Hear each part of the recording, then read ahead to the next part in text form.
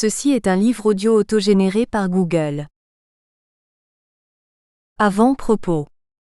Voici un recueil d'études qui porte sur 8 œuvres d'auteurs du contemporain et de l'extrême contemporain. Je ne commente ici que des récits particuliers, et ne me hausse pas vers une généralisation, ni même ne vise une approche comparatiste des différents auteurs. L'analyse s'attache à des textes narratifs encore peu travaillés, voire pas du tout pour les plus récents, importants dans leur relation au langage en tant qu'espace d'interrogation. Ils constituent un corpus qui place la question de la voix, entendue comme dynamique d'énonciation, au centre de leur réflexion et se prête en abîme à une lecture critique. Ces récits aux soucis réflexifs qui pensent leur pratique, renvoient à un pan de la littérature contemporaine qui, depuis le tournant de la modernité, problématise le geste d'écriture. Le langage prend alors le statut d'un thème de la littérature. Pour chacun des auteurs considérés dans ce recueil, Philippe Jacotet, Claude-Louis Combet, Gérard Massé, Marcel Cohen, Joël Pomera, Tanguy Viel, Christian Gailly et Christian Eusteux, je suis parti d'une surprise de lecture, d'un trouble. Ce travail cherche à comprendre cet effet de lecture, ce qui dérange et ce qui assure la force de ces narrations, et essaie d'expliquer la relation critique que ces récits entretiennent avec le langage, avec leur forme d'énonciation, avec les modalités d'inscription et d'organisation de la narration. Il s'agit donc d'un livre de lecture centré sur des œuvres précises que Dominique Rabaté appelle à la suite de Maurice Blanchot des récits, et que Dominique Viard nomme dans la même tendance des fictions critiques. L'accent est mis sur une certaine diversité qui ouvre le champ strict de la forme du récit qui réunit des pratiques d'écriture différentes. Disparité de genre et de médium. En effet, coexistent dans ce recueil des récits L'obscurité de Philippe Jacotet, Blanc de Claude-Louis Combet, Métro de Marcel Cohen, Roulé de Christian Eusteux, un roman, La disparition de Jim Sullivan de Tanguy Viel, des nouvelles, La Roue et autres nouvelles de Christian Gailly, un cahier de notes de voyage accompagné de photographies, choses rapportées du Japon de Gérard Massé et Pierre Alechinsky, des histoires mises en scène au théâtre, Cercle fiction de Joël Pomera, dont la périodicité va de 1980 à 2013, si l'on accepte le livre de Jacotet paru en 1961, déclencheur d'une recherche projetée sur une période plus récente. Les essais courts et serrés épousent les dimensions de leur sujet, et se donnent comme note de lecture qui essaie de comprendre l'œuvre dans la dynamique de son écriture. Ils ne cachent pas une inclination personnelle pour la forme brève dans le choix des œuvres. Et si les textes commentés livrent précisément le principe de leur production, il me semble que les lire expose à ce même principe où la question de leur voie narrative devient l'interrogation même de l'étude. Les 8 œuvres ici analysées introduisent donc à une compréhension de la voix. Entendons la voix narrative silencieuse qui est un signe en absence, une fiction de présence construite par le seul discours. Il me paraît que ces livres-là, même s'ils semblent raconter autre chose, ne sauraient être compris hors d'une attention qui se porterait vers ces voix singulières. En estimant que cette fraction de la littérature contemporaine configure une autorité narrative tributaire des rapports entre le narrateur et la narration, un regard particulier est prêté à l'articulation de ces rapports dans l'examen de la figure du sujet et des relations temporelles que ces narrations mettent en scène. La voix narrative est une catégorie largement étudiée par la critique littéraire, avec des acceptions diverses qui montrent assez la complexité de la notion. De manière générale, elle concerne l'instance narrative et les modalités de l'énonciation dans le récit. Elle englobe toutes sortes de relations entre la narration, l'histoire et le récit du point de vue de la personne, du niveau narratif et du point de vue temporel. J'emprunte donc discrètement à la narratologie catégorie et notion, et je regarde simplement du côté des lectures critiques de Jean-Pierre Richard pour ce qui est de la démarche qui compte avec une intuition toute personnelle. C'est l'obscurité qui présente la particularité d'être le seul récit dans l'œuvre de Philippe Jacotet, et aussi celle d'être un récit critique articulant ensemble invention littéraire et pensée critique qui initia l'idée de cette recherche. L'obscurité est sans doute le plus connu de tous les textes étudiés, mais le plus méconnu de Jacotet, en tout cas le plus singulier. Paru en 1961 et écrit pendant une période de prose poétique sous forme de carnet, La Semaison 1954 à 1979, ce récit marque un moment de tension dans la vie de l'écrivain qui sera suivi d'une période de grande fécondité. Si on observe dans l'obscurité la récurrence de certains motifs des recueils antérieurs de poésie, l'effraie et l'ignorant, c'est peut-être avec élément d'un songe, paru la même année, que le rapprochement est le plus pertinent. Jacotet, de même que dans le récit, tente d'y conjurer par le recours à la prose, la peur de la perte du lien avec la poésie, l'impossibilité d'écrire un poème, l'angoisse d'une crise poétique. L'apaisement viendra avec la découverte du haïku, qui engendrera la publication du recueil de poésières. L'obscurité s'ouvre sur l'angoisse d'une possible rupture de la parole à l'occasion d'une crise intérieure profonde, crainte de perdre l'écriture où la figure de l'écrivain proclame la mort de l'auteur qui n'accomplirait son devoir que par le silence tout en étant à la recherche de la voix. Le récit est doublé d'un métatexte qui le commente, l'accompagne, et pourrait s'inscrire dans les méditations et rêveries des proses poétiques de Jacotet. À partir de là, intercesseur d'une lecture en association, dans une pratique de rapprochement, de saisie de relations, de repérage d'une thématique commune, le texte de Jacotet a constitué une entrée possible dans d'autres textes.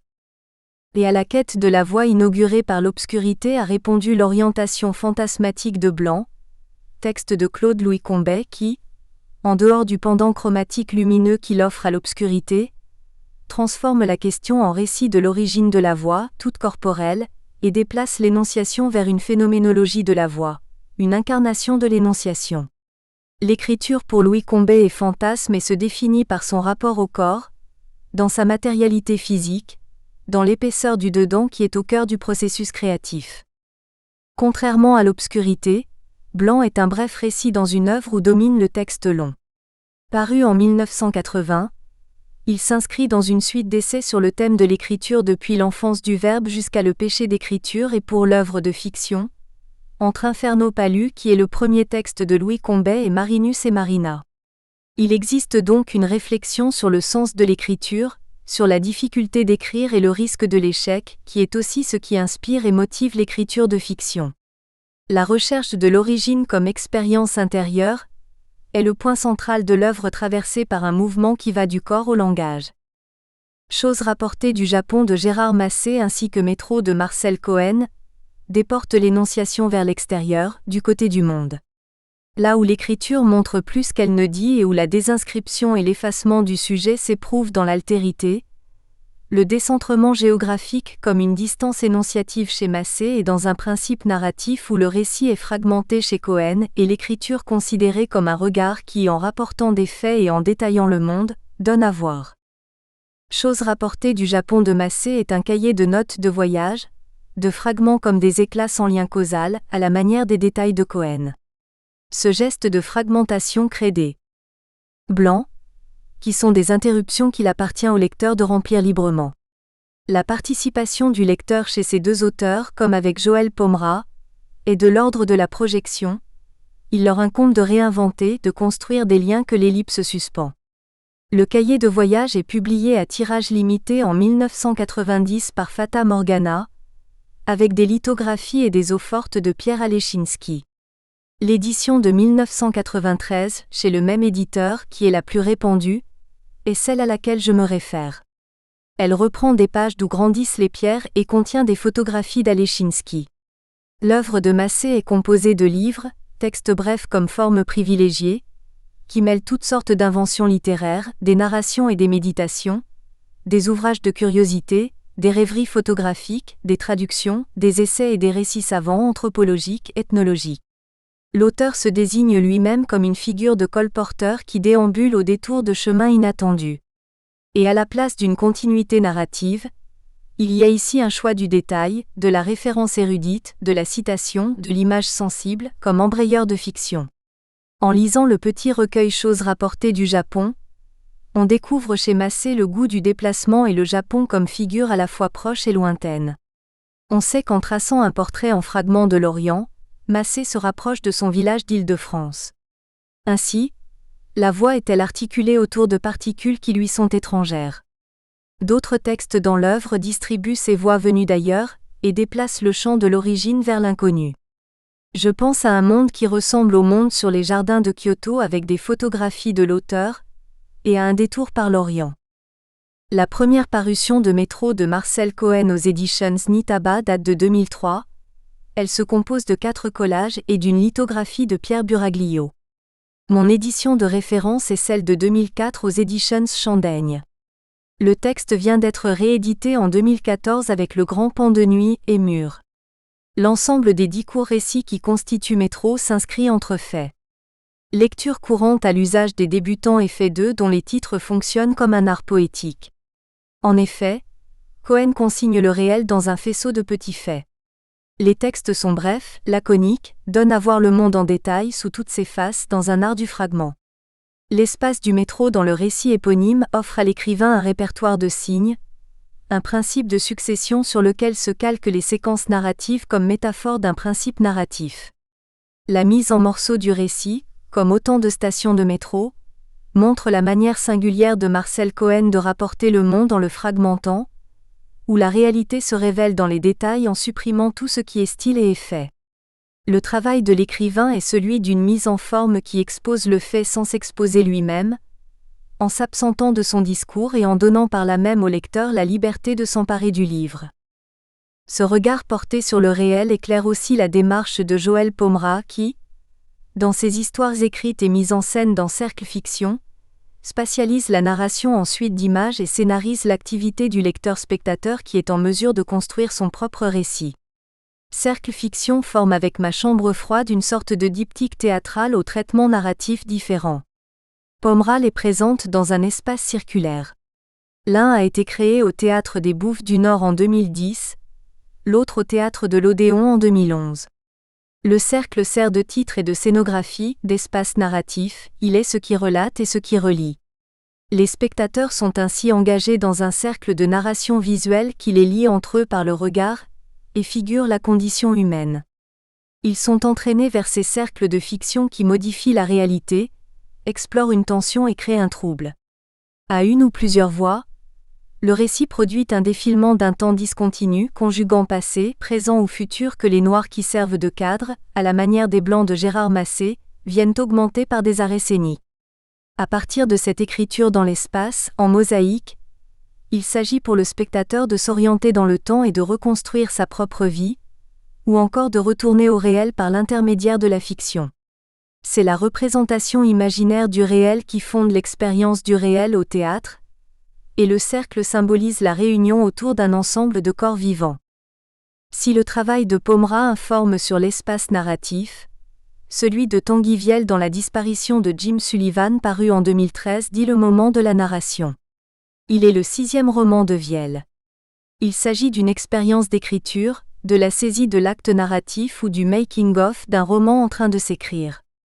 Une sorte de moment anachronique où tout est possible. Le début du livre situe l'auteur alors qu'il perçoit une plénitude à venir qu'il nomme le roman américain vers laquelle il veut tendre en tant qu'écrivain. On va dès lors assister à un temps prospectif du projet littéraire, au démarrage de l'activité d'écriture où le temps de l'œuvre est le mouvement même de son déploiement. Le récit du roman consiste à faire passer la promesse comme accomplie. Par conséquent, les deux niveaux temporels, le temps des événements de l'histoire et le temps de l'écriture, deviennent mobiles et perméables. En même temps, la labilité touche le statut du narrateur et celui du lecteur. C'est donc une approche poétique au sens large qui étudie la production, poiesis, du récit à partir de son cadre énonciatif. Les deux derniers auteurs Christian Gailly et Christian Oeusteux ont en commun une réflexion sur la composition narrative et partagent avec Tanguy Viel une certaine parenté fédérée par une maison d'édition commune. On a coutume de les associer aux romanciers impassibles, rassemblés aux éditions de Minuit. On a aussi parlé d'écrivains minimalistes, du fait du caractère ténu voire insignifiant des événements traités avec dérision et ironie, et de l'économie des moyens mis en place. L'esprit que Beckett a installé chez Minuit est plus sûrement leur dénominateur commun et plane sur les narrateurs aux prises avec des interrogations inquiètes et sourdes. La Roue et autres nouvelles paru en 2012 est le premier et le seul recueil de nouvelles de Christian Gailly, auteur d'une quinzaine de romans, et son dernier livre puisqu'il est mort en octobre 2013. Son premier roman, dit-il, met en scène le rapport de l'écrivain avec son matériau, la langue. La présence explicite de l'auteur s'y manifeste et la difficulté d'écrire se fait objet d'écriture. Les œuvres suivantes prouveront par leur existence et la régularité des publications que si le doute persiste, la maîtrise de la langue a surmonté la crainte de l'échec. L'écriture est devenue un exercice vital. Dans La Roue, le thème du travail romanesque est repris selon une logique de construction, de montage apparent. Il y est question de celui qui intrigue, et Gailly met précisément en évidence une mise en intrigue. Ce que font entrevoir les 8 nouvelles du recueil, c'est l'appel, l'attente, la surprise, l'irruption de ce qui est caché. L'intrigue se noue autour d'une panne de voiture, métaphore de la panne d'écriture, qui met en place un dispositif narratif qui prend en charge différents possibles du récit où parfois les histoires sont réduites à de simples traces. Dans cette dynamique du secret et de la révélation, les nouvelles sont des variations autour du thème du langage. Dans Nuage rouge, Gailly écrit « Faisons confiance au langage. Il m'a toujours tiré d'affaire. La roue serait alors comme l'ultime exercice de vie qui perdure. Car si ne pas écrire c'est ne pas vivre, écrire revient ainsi à ne pas mourir. » Cet accès à une sorte d'éternité est aussi ce qui caractérise le récit en général, qui est un temps à l'œuvre dans un perpétuel questionnement de sa fin ou de son but. C'est au propre comme au figuré ce que propose l'avant-dernier livre de Christian Roulet publié en 2011, 15e ouvrage suivi de Anvil, le cours d'un récit. Roulet trace le trajet du récit, ou comment un voyage en automobile se convertit en procès narratif dans son aspect temporel. En rupture avec les microfictions de Marcel Cohen et de Gérard Massé, le récit de Christian montre comment écrire ou rouler, c'est fabriquer du temps où le discours prend du temps, raconte le cours de l'histoire et construit une action dans la durée. Le narrateur-personnage voit défiler les paysages lors du déplacement de sa voiture, il narratise la route, il la transforme en récit. En appartenant à l'acte énonciatif, cette expérience de fabrication du temps d'enrouler complète l'expérience du langage éprouvée dans les autres récits. Sa place terminale dans l'analyse n'en fait pas pour autant un point d'aboutissement, ou un modèle de récit qui serait plus achevé que les autres, plus abouti dans sa forme ou qui aurait atteint un but. Paradoxalement, il clôt ce livre dans la mesure où il construit une route sans fin. Ce parcours de lecture permet de dégager une certaine perturbation dans les formes de l'énonciation, qui suscite une interrogation. Les voix singulières de chacun des auteurs viennent réfléchir le sens de leur énoncé et infléchir le sort de leur narration, en imposant leur autorité au récit qui prend une valeur heuristique. On chemine à partir des œuvres qui révèlent chacune un aspect d'un mode de fonctionnement de la voix narrative. On y observe la recherche de la voix et le rapport problématique que le sujet entretient avec son discours dans l'incarnation d'une énonciation. Philippe Jacotet, Claude-Louis Combet. Dans une distance énonciative et un principe narratif, Gérard Massé, Marcel Cohen. Ailleurs, on questionne et découvre un espace et un moment de la narration, Joël Pomera, Tanguy Viel. Enfin, on suit une poétique de l'intrigue et le cours d'un récit, Christian Gailly, Christian Eusteux. Autant de voix qui légitiment peut-être l'activité de réénonciation qu'implique toute lecture. La recherche de la voix. Avec ses motifs d'ombre et de lumière, le récit L'obscurité de Philippe Jacotet, fiction conceptuelle ou métafiction, est une sorte de parabole ou de récit critique. La clarté y est le lieu de la voix, tandis qu'une certaine obscurité confine au silence et empêche le chant. Cependant, la connaissance de cette obscurité à visée philosophique maintient l'échange et renouvelle la voix en un mouvement de passage vers le transparent, l'obscurité à rebours.